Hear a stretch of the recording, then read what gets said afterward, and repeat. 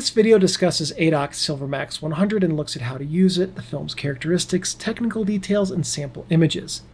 Adox Silvermax was a medium-speed 100 ISO film available only in 35mm in pre-wound cassettes and 100-foot lengths. This section looks at my perception of different film characteristics. I'll discuss how I see this film's grain, tonal range, acutance, contrast, sharpness, gamma, and then I'll provide some added notes, suggested good subjects, and thoughts on how to best digitize this film. Grain with Silvermax is highly dependent on the developer. The grain character too was highly developer dependent, and not just how much or how little, but how it actually looked. Lots of grain can be pleasing, little grain can be unpleasing, and the opposite is true for each. If you're going to shoot Silvermax, before you do, check out sample photos online of the developers that you use to see how that stock performs before you shoot it. Also check the video's description below, and you can see links to the developers that I used to develop this film. Tonality and tonal range, again, are highly developer dependent.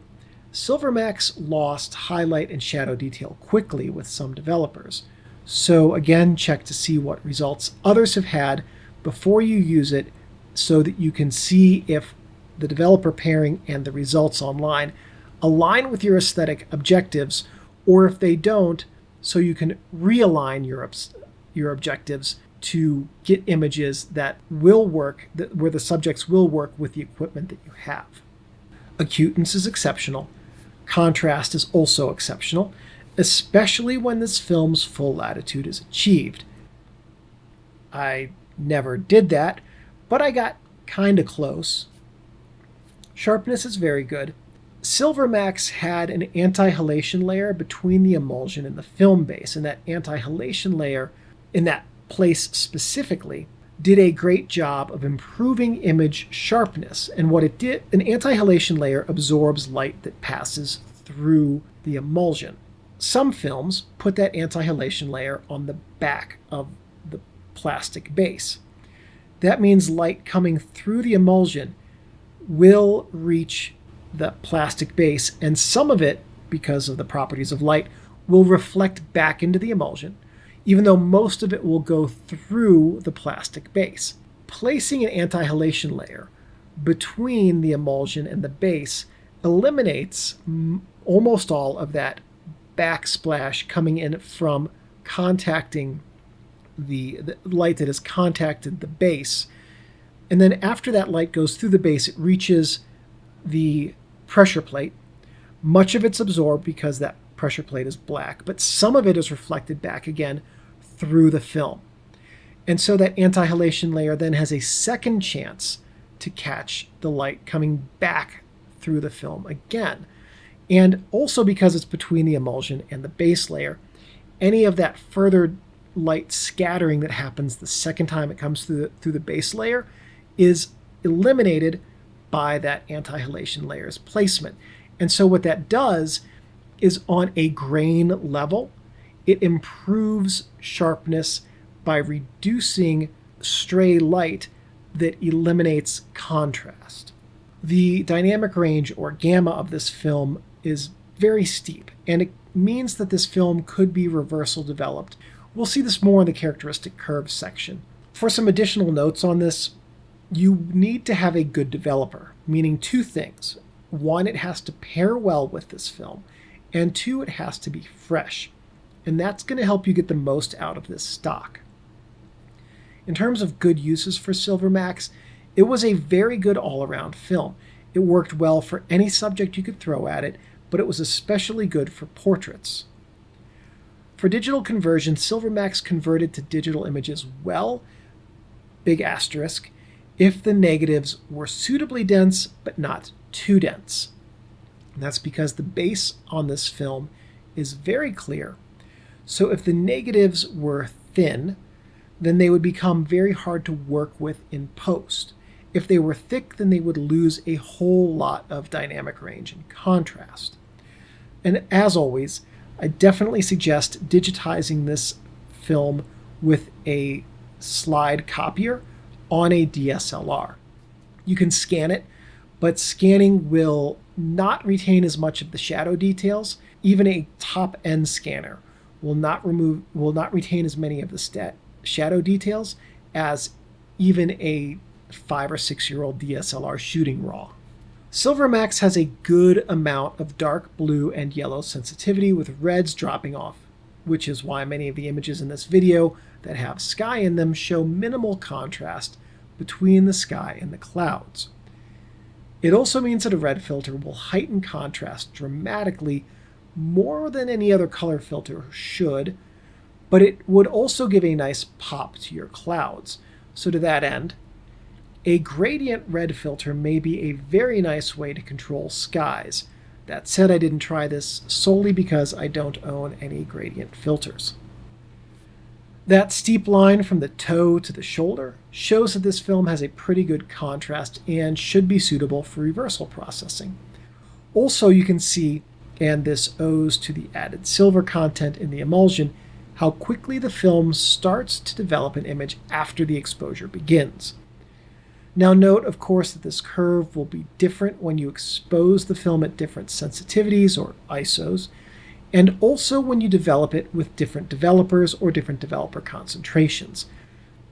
Owing to Silvermax's high silver content in the emulsion, reciprocity failure is excellent. From 1/10,000th of a second to 1/2 of a second, there's no correction needed. That's pretty standard. From 1 second to 10 seconds, a half stop is needed, and that's pretty standard for top tier films. Beyond 10 seconds, an added stop is needed. That's on par with Acros, which is the only other film I can think of off the top of my head right now that has reciprocity failure that good. What that means for this film is that if you have a meter reading that says 20 seconds, just double it. Adding a stop doubles it. You need a 40-second exposure. So when you are at 10 seconds and longer, to correct for reciprocity, double your meter reading. The datasheet does not provide latitude data. I shot this film from 50 to 400 ISO.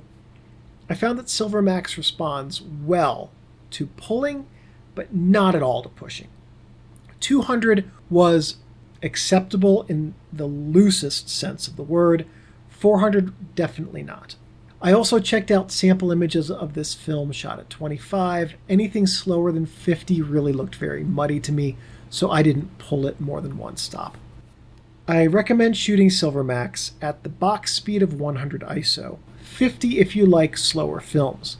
Much slower than that and your results will likely become muddy.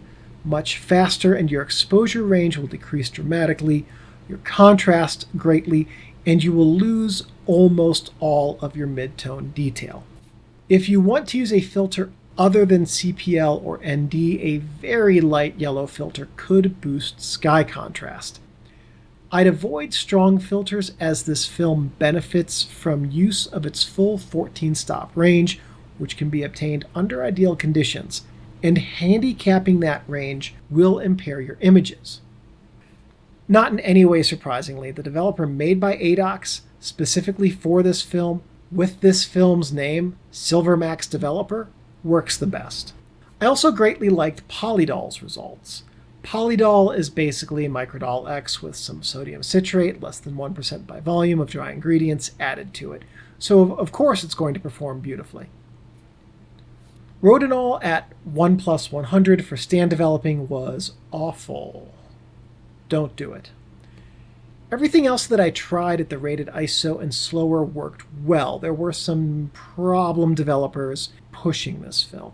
Silvermax is very developer friendly at the rated ISO, huge asterisk there. Second huge asterisk, it will yield different image characteristics with different developers. Third huge asterisk, that developer compound, the chemistry, needs to be fresh. Otherwise, your image results will really suffer, more so than with some other developer-tolerant film stocks. As I sat down to write this video, I learned that Silvermax had been discontinued, and that's unfortunate. It was always an expensive and niche film with an image characteristic and emulsion design harkening to old-timey film stocks of the 20s to 50s. But it took those and had some modern updates that really improved image quality. The cost of the film and the cost of the specialized developer needed for the best image results were always a hurdle for many photographers, and if I'm honest, the cost to benefit ratio versus stocks of similar image aesthetic, which we'll cover in a moment, simply isn't there. Silvermax truly did look like an incredible and vintage film stock, but it was a very hard film to master. I wouldn't say that I ever did, and I could absolutely understand someone becoming disenfranchised with the experience of shooting Silvermax very quickly. I bought 2 100-foot spools and around 10 or so individual cassettes to collect the images for this video. So I shot a lot of Silvermax over a 6-year period, and my hit rate on it in terms of images that I was happy with was low. I never really obtained 14 EV stops of image range from this film, like the datasheet says are possible, and I don't exactly know how Adox got that out of this film, though I believe that it could be done. Silvermax was an ongoing master's class in frustration.